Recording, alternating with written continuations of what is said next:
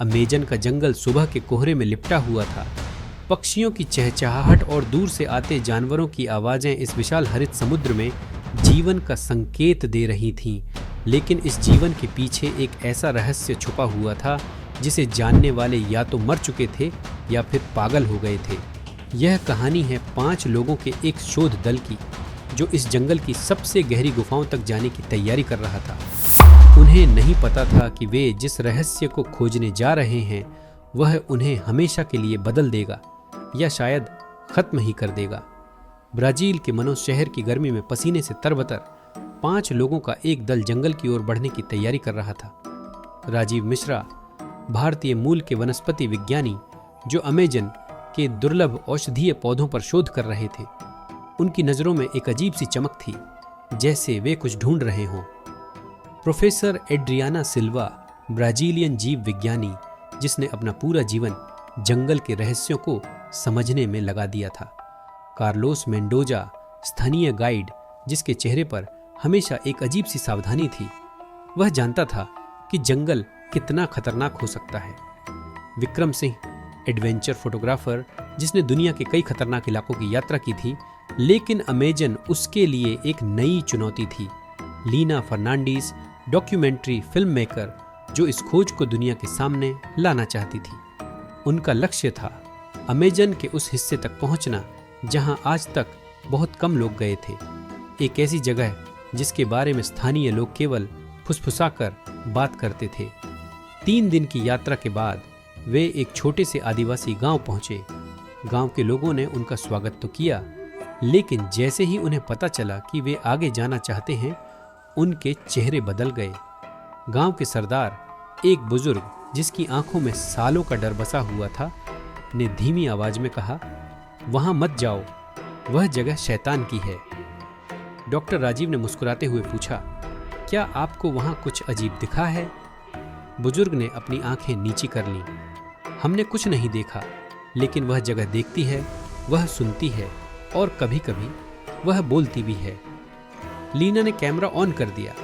क्या आप इसके बारे में और बता सकते हैं? बुजुर्ग ने सिर हिलाया। जो लोग वहां जाते हैं वे या तो लौटते नहीं या फिर वे वैसे नहीं लौटते जैसे गए थे। कार्लोस ने उनकी बात को नज़रअंदाज कर दिया। ये सब अंधविश्वास है। हम वैज्ञानिक हैं, हमें डरावनी कहानियों से डर नहीं लगता। अगली सुबह टीम ने गांव छोड़ दिया और जंगल की गहराइयों में चली गई। शाम ढलते ही उन्होंने कैंप लगाया, आग जलाई गई और सब खाना खाकर सोने की तैयारी करने लगे। तभी दूर से एक आवाज आई, मदद, कोई है? सबके रोंगटे खड़े हो गए। ये एक औरत की आवाज थी, बिल्कुल लीना जैसी। लीना ने घबरा कर देखा, ये मेरी आवाज है। विक्रम ने कैमरा उठाया और टॉर्च की रोशनी में आगे देखा। कुछ नहीं था। फिर वही आवाज, इस बार और करीब, लीना, मैं यहां हूं, मुझे ढूंढो। प्रोफेसर एड्रियाना ने कांपते हाथों से राइफल उठाई। यह कोई मजाक नहीं है, यहां कोई और है। लेकिन जब उन्होंने चारों तरफ खोजबीन की तो वहां कोई नहीं था। डॉ, राजीव ने सबको शांत करते हुए कहा, शायद जंगली पक्षियों की आवाज हो, चलो सो जाते हैं। लेकिन उस रात कोई भी ठीक से नहीं सोया। अगली सुबह टीम ने आगे बढ़ने का फैसला किया, लेकिन कुछ अजीब हो रहा था। कार्लोस ने देखा कि पेड़ों पर कुछ निशान थे, जैसे कोई नाखूनों से खरोंचता हुआ गया हो। विक्रम ने कैमरे से कुछ रिकॉर्ड किया। जब उसने फुटेज चेक किया तो उसमें एक धुंधली सी आकृति दिखी जो पेड़ों के पीछे से झांक रही थी। क्या तुमने देखा? विक्रम ने डरते हुए पूछा। डॉक्टर राजीव ने वीडियो देखा और पलक झपकते ही उसे डिलीट कर दिया। कुछ नहीं है, बस लाइट का खेल है। लेकिन विक्रम जानता था, उसने कुछ देखा था।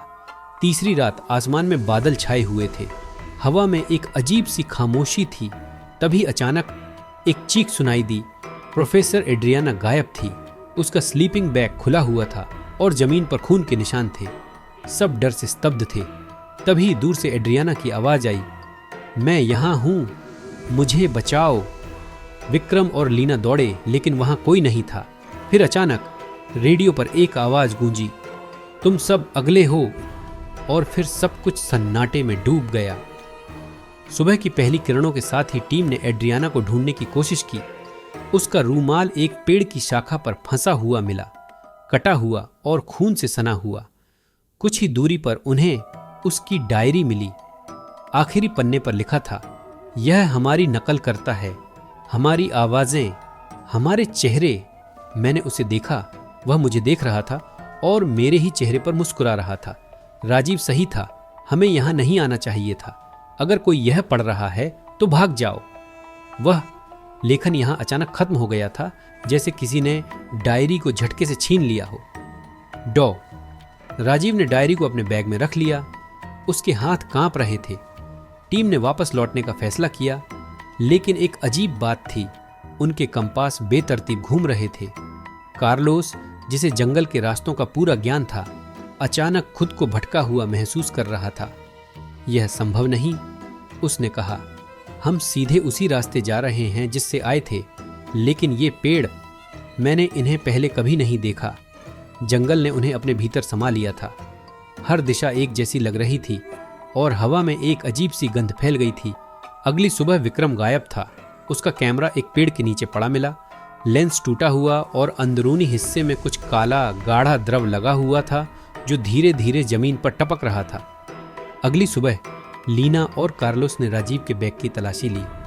उन्हें एक पुरानी नोटबुक मिली जिस पर लिखा था प्रोजेक्ट मिमिक। पन्ने पलटते ही उनकी सांसें रुक गईं।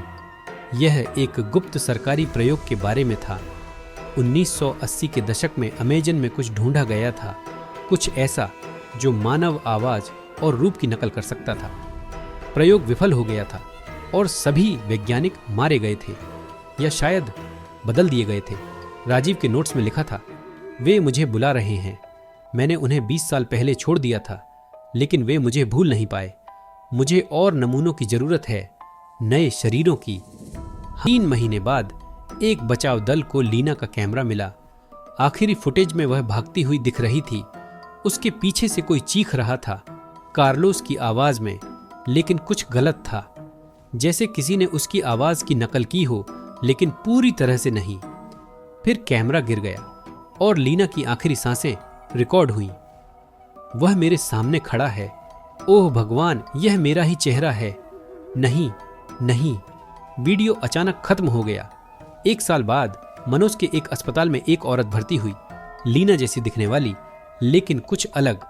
उसकी आंखों में कोई जीवन नहीं था और वह हमेशा एक ही वाक्य दोहराती थी, वे जंगल में इंतजार कर रहे हैं, वे सीख रहे हैं, वे तैयार हो रहे हैं। जब डॉक्टरों ने उसका एक्सरे किया तो उन्होंने पाया कि उसके गले में कुछ अजीब था, कोई अंग जो मनुष्यों में नहीं होता। और फिर एक रात वह गायब हो गई। अस्पताल के कैमरों ने दिखाया कि वह खुद ही चली गई थी, जंगल की ओर।